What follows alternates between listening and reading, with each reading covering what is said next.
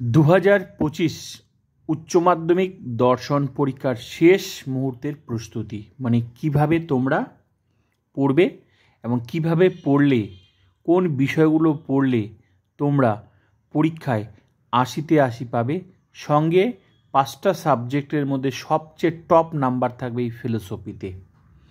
আর যারা ফিলোসফি নিয়ে খুব চিন্তিত যে পাস করতে পারবো কি না, বিশেষ করে তারাই চিন্তিত হয় যারা লজিক করতে পারে না।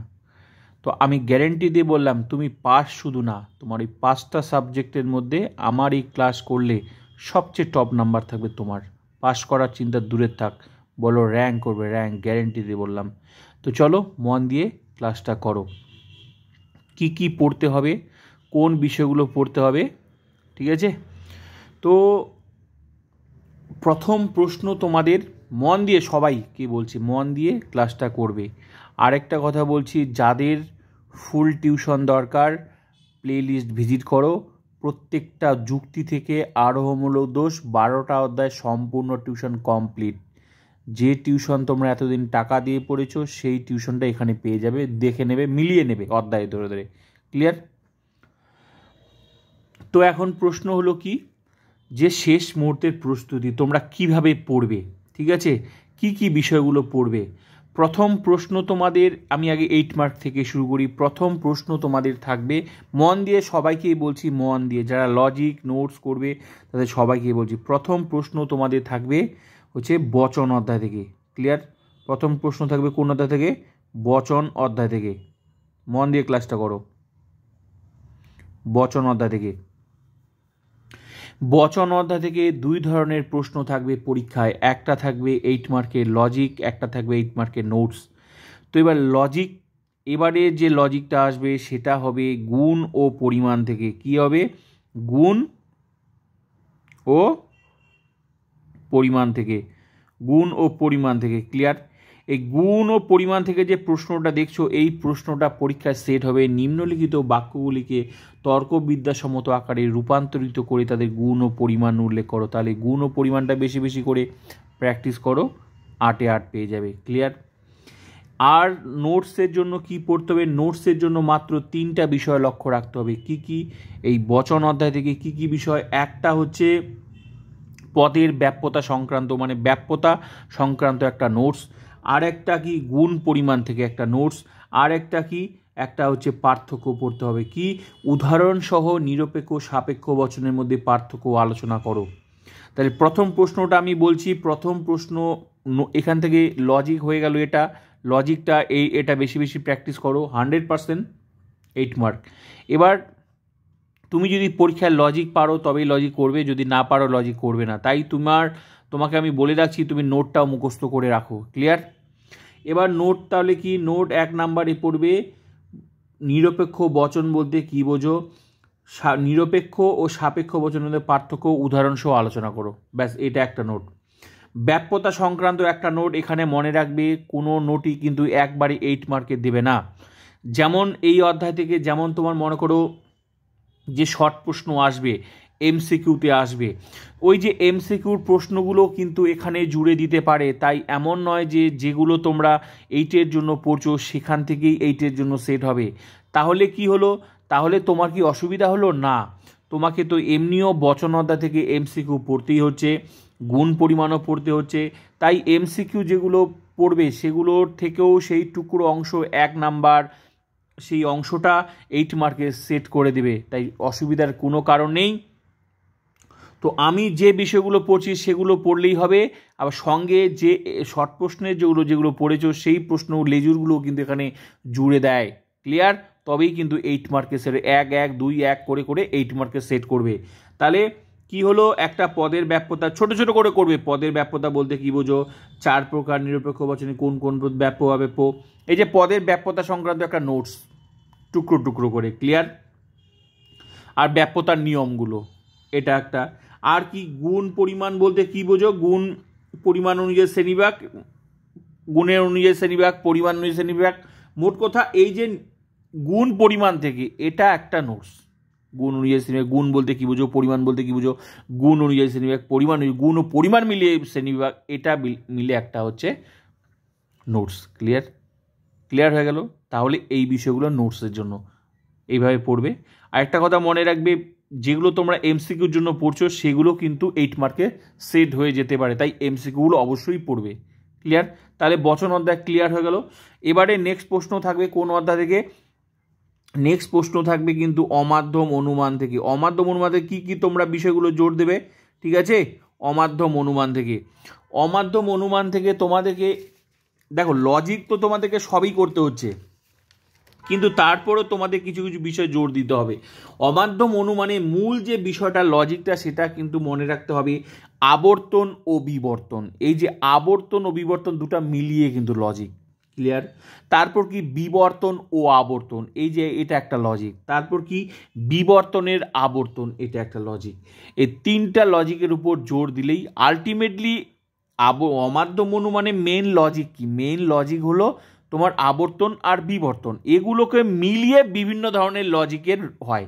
যেমন একটা আবর্তনে বিবর্তন, বিবর্তনে আবর্তন, আবর্তন ও বিবর্তন, বিবর্তন ও আবর্তন, এই যে লজিকগুলো, এগুলোর মধ্যে কি আলাদা কিছু আছে? না, কিছুই নেই, শুধু গঠনটা চেঞ্জ হচ্ছে, যখন যেরকম বলবে তখন সেরকম করতে হবে।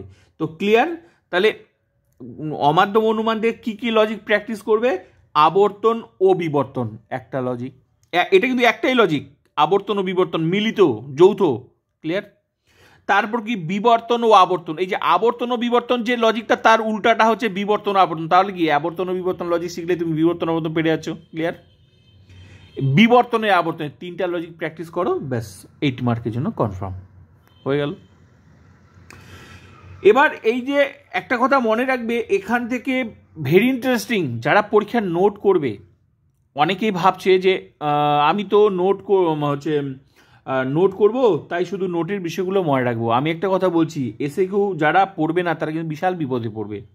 যেমন এই নোটের মধ্যে কি কি বিষয়গুলো লাগে, যেমন আবর্তন কাকে বলে, বিবর্তন কাকে বলে, এই অমাধ্যম অনুমান থেকে এসএকিউ আসবে, এমসিকিউ কিন্তু আসবে না। এখান থেকে যে এসএকিউর যে অংশগুলো, সেই টুকরো টুকরো অংশগুলো কিন্তু 8 মার্কে সেট করে দিবে, তাই এসিকিউগুলো কিন্তু ভুলবে না মুখস্থ করতে। তাহলে কি কি বিষয় মনে রাখতে হবে? যেমন মনে করো আবর্তন কাকে বলে, বিবর্তন কাকে বলে, আবর্তনের নিয়ম, এই নিয়মগুলো এখানে 8 মার্কের সেট হয়ে যাচ্ছে। তো এগুলো কিন্তু অনেক অ্যাডভান্স যারা লজিক করছো, কারণ তোমরা সেই নিয়মগুলো জানো। এর ফলে তুমি নোটটাও লিখতে পারবে। আবর্তন কাকে বলে, তোমাকে তো এমনিও এসিকিউগুলো মুখস্থ করতে হচ্ছে, এর ফলে লজিক করতে করতে তোমার কিন্তু নোটেরও বিষয়গুলো মুখস্থ হয়ে গেল। ক্লিয়ার? তাহলে সঙ্গে এইগুলো তো এমনি মুখস্থ হয়ে গেছে তোমার এসএকিউ পড়ার জন্য। ক্লিয়ার? তাহলে আবর্তনের নিয়ম, বিবর্তনের নিয়ম এগুলো পড়বে। কি কি নিয়ম? ওই যে আবর্তনীয় বচনের উদ্দেশ্যপদ, আবর্তনীয় বচনের উদ্দেশ্যপদ, আবর্তিত বচনের বিধপদ হবে, আবর্তনীয় বচনের বিধপদ, আবর্তিত বচনের উদ্দেশ্য, এই যে নিয়মগুলো এগুলো। তারপর বিবর্তনীয় বচনের উদ্দেশ্যপদ, বিবর্তিত বচনের উদ্দেশ্যপদ হবে, তারপর বিবর্তনীয় বচনের বিধপদে বিরুদ্ধ পদ, বিবর্তিত বচনের বিধপদ, এই যে নিয়মগুলো, এগুলো হচ্ছে নিয়ম। ক্লিয়ার? তোমরা জানো আমার ফুল টিউশন এগুলো আমি লিখে দিয়েছি। তাহলে এগুলো মনে রাখতে হবে। সঙ্গে আর কি মনে রাখতে হবে? সঙ্গে এই বিষয় থেকে মনে রাখতে হবে বস্তুগত বিবর্তন সম্পর্কে একটা বিবর্তন, বস্তুগত বিবর্তন, তার বস্তুগত বিবর্তন কি প্রকৃত বিবর্তন বলা যায়, বিবর্তনকে এটা একটা নোট। ক্লিয়ার? সঙ্গে আর কি মনে রাখতে হবে? এই অধ্যায় অমাধ্যম অনুমান কত প্রকার ও কি কি, বিবর্তন কাকে বলে, দৃষ্টান্ত সহকারে বিবর্তনগুলি ব্যাখ্যা করো। দৃষ্টান্ত মানে একটা করে উদাহরণ দিতে হবে। ক্লিয়ার? নোটস লাগলে দেখে নেবে। ঠিক আছে? ও বচনে আবর্তন সম্ভব নয় কেন, উদাহরণ সহ লেখো। এ বচনে সরল আবর্তন, এই যে ও বচনে আবর্তন সম্ভব নয় কেন, এ বচনে সরল আবর্তন সম্ভব নয় কেন, এগুলো সম্পর্কে একটা নোট লিখতে হবে। টুকরো টুকরো করে দিয়ে তোমাকে জোড়া দিয়ে দেবে। ক্লিয়ার? এমন নয় যে যে অংশগুলো 8 মার্কের জন্য, এমন নয় যে শুধু 8 মার্কের, যে অংশটা 8 মার্কে আসলো না সেটা আবার এসএকিউতে দিয়ে দিবে। তাহলে কি তোমার 8 মার্কের পড়তে গিয়ে তোমার কিন্তু আবার এসএকিউতেও হয়ে গেল। তাই যেভাবে বলছি সেভাবে পড়বে, এসএকিউও বাদ যাবে না, 8 মার্কও সব কমন পেয়ে যাবে। অনেক স্টুডেন্ট কনফিউজ ভাবে আমি নোট পড়বো না, আমি শুধু এসএকিউ পড়ছি।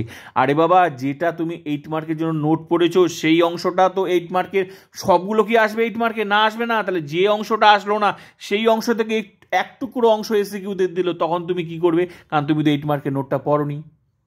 তাহলে যেভাবে আমি বলছি যদি 80-80 পেতে হয় সেইভাবে পড়ো, সব জায়গায় কমন পেয়ে যায়। 8 মার্কের লজিকও হয়ে যাচ্ছে, 8 মার্কের নোটও হয়ে যাচ্ছে, এসে কিউ হয়ে যাচ্ছে। এবার তোমার যেটা দেখো 8 মার্ক নোট আর লজিক তোমার অপশন আছে, কিন্তু এসে কিউ তার অপশন, এসে কিউ তো তোমাকে লিখতেই হবে। তো ক্লিয়ার? এই অমাধ্যম অনুমান থেকে এইভাবে প্রশ্ন আসে, এইভাবে পড়বে। ক্লিয়ার? আবর্তন কাকে বলে, আবর্তনের নিয়মগুলি উল্লেখ করো, সরল আবর্তন সীমিত আবর্তনের পার্থক্য, এই আবর্তনের দৃষ্টান্ত, ব্যাস এই বিষয়গুলো জোর দিতে হবে। ক্লিয়ার হয়ে গেল তাহলে অমাধ্যম অনুমান থেকে। নেক্সট কি, নেক্সট প্রশ্ন আসবে হচ্ছে তোমাদের নিরপেক্ষ ন্যায় থেকে। নিরপেক্ষ নেক্সট প্রশ্ন হবে নিরপেক্ষ ন্যায় থেকে, নিরপেক্ষ ন্যায় থেকে। ক্লিয়ার? এই নিরপেক্ষ ন্যায় থেকে কিন্তু দুই ধরনের প্রশ্ন আসে, একটা আসে লজিক আসে, একটা আসে টিকা। 4+4 মানে দুটো টিকা আসবে। ক্লিয়ার? তো এখান থেকে মেন যে টিকাগুলো আগে তোমরা মুখস্থ করবে, মেন যে টিকা সেগুলো আগে মুখস্থ করবে। সেটা মুখস্থ করবে চারিপদ গতি দোষ, অব্যপ্য হেতু দোষ, অবৈধ সাধ্য দোষ, অবৈধ পক্ষ দোষ, নয়ার্থক আশ্রয়পক্ষজনিত দোষ, সংক্ষিপ্ত নয়। এই টিকাগুলো আগে মুখস্থ করবে। ক্লিয়ার? এই টিকাগুলোর পরে মুখস্থ করবে নিরপেক্ষ ন্যায় সংস্থা, নিরপেক্ষ ন্যায়ের মূর্তি, নিরপেক্ষ ন্যায়, এগুলো পরে। এই টিকাগুলো পড়লে তোমার কাছে, কারণ বেশিরভাগ স্টুডেন্ট কিন্তু নিরপেক্ষ ন্যায় লজিক করতে পারে না। কেন পারে না? কারণ ভালো করে লজিক, সবচেয়ে টাফ কিন্তু নিরপেক্ষ ন্যায়। এখানে মন দিয়ে ক্লাস না করলে, যারা ভালোভাবে লজিক শিখেছে, মানে যেমন বচন ভালোভাবে পারে, তারা নিরপেক্ষ ন্যায় পারবে। কনসেপ্ট যতক্ষণ না ওর কনসেপ্টটা তৈরি হবে ততক্ষণ ও কিন্তু পারবে না। এখানে নিরপেক্ষ ন্যায় মুখস্থ লজিক মুখস্থ করে কোনো লাভ নেই। অনেক স্টুডেন্ট ভাবে যে দুটা লজিক মুখস্থ করে যাব, পারবো। আমি বলছি তোমাদেরকে, বলছি লজিক সেভাবে করতে যাবে না। তুমি টিকাগুলো মুখস্থ করে রাখো, যদি পারো তবেই করবে। ক্লিয়ার? তাহলে যে টিকাগুলো বললাম সেই টিকাগুলো অবশ্যই পড়ে নেবে এই অধ্যায় থেকে। তাহলে লজিকটা কি আসবে এই অধ্যায় থেকে? লজিক হচ্ছে নিম্নলিখিত যুক্তিগুলিকে আদর্শ আকারে রূপান্তরে মূর্তি ও সংস্থান বৈধতা বিচার করো। এই লজিকগুলো প্র্যাকটিস করতে হবে। প্র্যাকটিস, আদর্শ আকার, সংস্থান আলাদা, মূর্তি আলাদা, বৈধতা বিচার, কোনোটাতে দোষ থাকে কোনোটাতে দোষ থাকে না। ঠিক আছে? তো এক একটা এক ধরনের লজিক। তো তোমাদের লজিক শিখতে গেলে, যদি প্রকৃতপক্ষে শিখতে চাও, আমি যে কটা এই অধ্যায়ের ফুল টিউশনে পাবে সে কটা যদি লজিক করো, কারো ক্ষমতা নেই তোমাকে লজিকে আটকায়। এবার 2টা ক্লাস করে তুমি যদি ভাবো যে আমি সব লজিক পারবো, কখনোই পারবে না। কারণ এক এক ধরনের, যতক্ষণ না তুমি পজিটিভ নেগেটিভ সমস্ত লজিক করবে তখনই তুমি বাকি লজিকগুলো পারবে। শুধু 2টা লজিক, অনেক ধরনের লজিক আছে, কোনোটাতে দোষ হয় কোনোটাতে দোষ হয় না, কোনোটা অবৈধ সাধ্য হয়, কোনোটাতে অবৈধ পক্ষ দোষ হয়, কোনোটা অব্যপ্য হেতু দোষ হয়, কোনোটাতে চারিপদ গতি দোষ হয়। তো এই যে এক একটা এক রকম দোষ, তার যুক্তিও আলাদা। তো এটা তুমি তখনই পারবে যখন তুমি প্রত্যেকটা মানে প্রত্যেকটা দোষের আলাদা আলাদা লজিক শিখবে। তখনই তো তুমি বুঝতে পারবে যে এটা ওই দোষ, ওটা ওই দোষ, ওটা ওই দোষ। আবার কোনোটাতে আছে কোনোটাতে দোষই নেই, আবার কোনোটাতে দোষ আছে, তার বিচারটা কেমন। আবার মনে করো চারিপদ গতি দোষ হলে তার সংস্থান মূর্তি হবে কি হবে না। এগুলো কখন পারবে? যখন তুমি কমপ্লিট লজিকটা ক্লাস করবে তখনই তুমি পারবে, আদারওয়াইজ কখনোই সম্ভব না তোমার পক্ষে লজিক। ক্লিয়ার? যদি শিখতে হয় একদম সম্পূর্ণ প্যাকেজ অধ্যায়ের ফুল প্যাকেজ টিউশনটা পড়বে, তবেই তুমি পারবে। সেইভাবেই আমার কমপ্লিট করা আছে। এটা তো গেলো তোমার টিউশনের ব্যাপার, সাজেশনের জায়গায়। ক্লিয়ার? তাহলে বোঝাতে পারলাম। এবার নেক্সট যে প্রশ্নটা থাকবে সেটা হচ্ছে, নেক্সট যে প্রশ্ন সেটা 8 মার্কে থাকবে, কিন্তু মিলের পরীক্ষামূলক পদ্ধতি থেকে 8 মার্কের। ক্লিয়ার? এখান থেকে যে প্রশ্নটা পড়তে হবে, একটা অন্বয় পদ্ধতি আর একটা অন্বয় ব্যতিরেকি পদ্ধতি, দুটো নোট।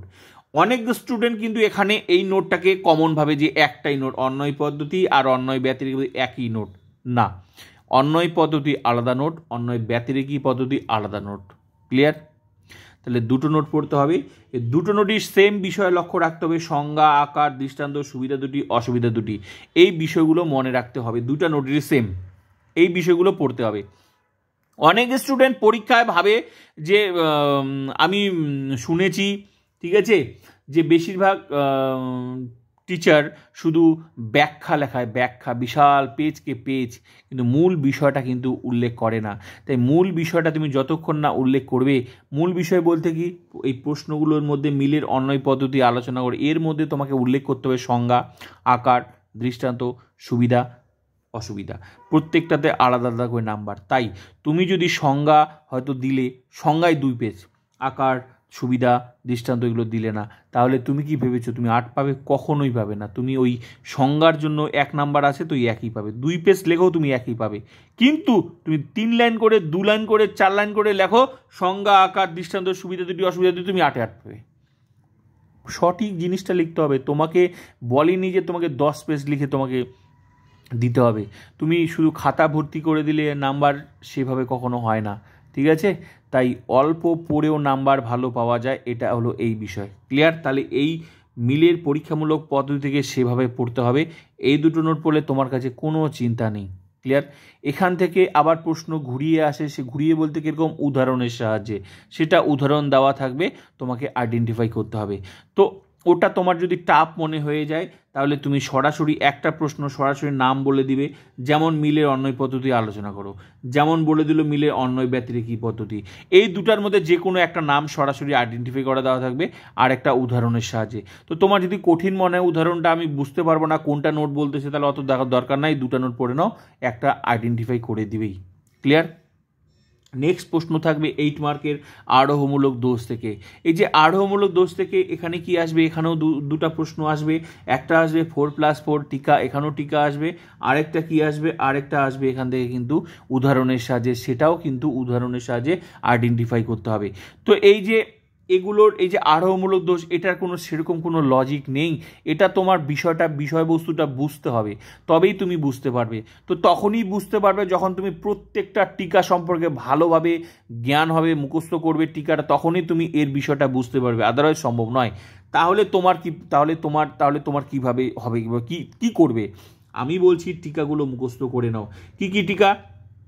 আরোহমূলক দোষ থেকে অবৈধ সামান্যীকরণ দোষ, অপর্যবেক্ষণ দোষ, অবান্তর ঘটনাকে কারণ বলে মনে করার দোষ, সহকার্যকে কারণ অথবা কার্য হিসেবে গ্রহণ, মন্দোপমা। এই কয়টা টিকা পড়ো, ব্যাস, তোমার কাছে আর কোনো চিন্তা নেই। তাহলে 5×40 কনফার্ম। ক্লিয়ার? এবারের প্রশ্ন হচ্ছে এই যে বাকি যে 40 মার্কস এমসিকিউ আর এসিকিউ আসবে, যারা লজিক করছো ফিলোসফিতে তাদের কাছে এই এমসিকিউ এসিকিউ জলবাত। মানে মুখস্থটা মানে মুখস্থর মধ্যে না, মানে 80% ওদের মুখস্থ মানে কমে গেল, চাপ কমে গেল। যারা লজিক বলতে কি, যারা পরীক্ষায় ভেবেছে লজিক করবে তাদের কাছে এটা অনেক চাপ কমে গেল, কারণ ওই সমস্ত প্রশ্নগুলো ঘুরিয়ে ফিরিয়ে আসবে লজিকের। ক্লিয়ার? কিছু প্রশ্ন আসবে যেটা মনে করো যে তোমার হচ্ছে এমনি নর্মাল প্রশ্ন। ক্লিয়ার? তো নর্মাল প্রশ্নের জন্য তো মুখস্থ করতে হবে, যেমন সব চ্যাপ্টার থেকে তো নয়, যেমন লজিক করবে মানে যে তাদেরকে মুখস্থ তা নয়, কিন্তু অনেক অ্যাডভান্স, মানে যারা নোট করবে পরীক্ষা তাদের থেকে অনেক অ্যাডভান্স। তো প্রত্যেকটা চ্যাপ্টার থেকে, যেমন যুক্তি অধ্যায়, কারণ অধ্যায়, এই যে আরো অনুমানের স্বরূপ, মিলের পরীক্ষামূলক, এই চ্যাপ্টারগুলো থেকে তোমাদের একটু চাপ, খালি শুধু একটু মুখস্থ করতে হচ্ছে। বাকি চ্যাপ্টারগুলো যেমন মনে করো বচন অধ্যায়, বচনের বিরোধিতা, অমাধ্যম অনুমান, নিরপেক্ষ ন্যায়, প্রাকল্পিক বৈকল্পিক, বুলীয় বাষ্য বেঞ্চিত, ট্রুথ ফাংশন, এই যে চ্যাপ্টারগুলো, এগুলো তো জলের মতো সোজা, কারণ তোমরা লজিকগুলো ভালোভাবে শিখেছো। আর আমি ফুল টিউশন কমপ্লিট করেছি, প্রত্যেকটা অধ্যায় থেকে ক্লাস করানো আলাদা আলাদা করে সুন্দর করে সাজানো আছে। যদি তুমি লজিক ক্লাসগুলো করো, তোমাকে কারো ক্ষমতা নেই তোমাকে লজিকের প্রশ্ন থেকে উত্তর দেওয়া থেকে আটকাতে পারি। আর আমার প্রত্যেকটা অধ্যায় সেইভাবেই একদম সিস্টেমেটিক ক্লাস করা, মানে পুরো টিউশনটা কমপ্লিট করলে তোমার যে কোনো প্রশ্ন তুমি সলভ করতে পারবে। আর কিভাবে সলভ করতে হবে, কীভাবে আসবে, সেটাও ক্লাস আছে। এমন নয় যে শুধু আমি মুখে বলে দিলাম, একদম লিখে স্টেপ বাই স্টেপ। তো যেগুলো এমসিকিউ এসিকিউ অধ্যায় তোদের মুখস্থ করতে দিয়েছে, সেগুলো তো অবশ্যই মুখস্থ বলতে কি, যারা লজিক করে তারা দেখলেই মুখস্থ হয়ে যাবে ওগুলো, প্রত্যেকটা অধ্যায় থেকে, যেগুলো লজিক চ্যাপ্টার থেকে। আর লজিক চ্যাপ্টার ছাড়া যেগুলো, সেগুলো সবাইকে মুখস্থ করতে হবে। যারা লজিক করছে তাদেরও একটু মুখস্থ তো কিছু জিনিস তো মুখস্থ করতে হবে, যেমন যুক্তি অধ্যায় থেকে মুখস্থ করতেই হবে। যেমন মনে এখনই বললাম যে কারণ চ্যাপ্টার, আরো মানে স্বরূপ, এগুলো মুখস্থ করতে, এগুলো সবাইকে মুখস্থ করতে হবে। মানে তোমাদের যারা লজিক করছে তাদেরকেও মুখস্থ করতে হবে, যারা নোট করছে তাদেরকেও। তো বুঝাতে পারলাম এই বিষয়গুলো এইভাবে পড়ো, 80তে 80, আর পরীক্ষা অনেক জলের মতো সহজ হয়ে যাবে। আর এগুলো মুখস্থ হওয়ার জন্য যে এমসিকিউ এসিকিউ মুখস্থ হলে, যারা ভাবছো যে লজিকটা করবে না, আর একটু লজিকটা ক্লাসটা করে দেখো, দেখবে ওই এমসিকিউ আর এসিকিউগুলো হালকা হয়ে যাবে, অনেক তাড়াতাড়ি বুঝতে পারবে, যতই প্রশ্ন ঘুরিয়ে আসুক সব পারবে। তো সাজেশন বললাম, সঙ্গে ফুল টিউশন তোমার হাতের মুঠোয়। আজকে থেকে শুরু করে দাও অধ্যায় ধরে ফুল টিউশন করার। তো প্লিজ শেয়ার করো বন্ধুদেরকে।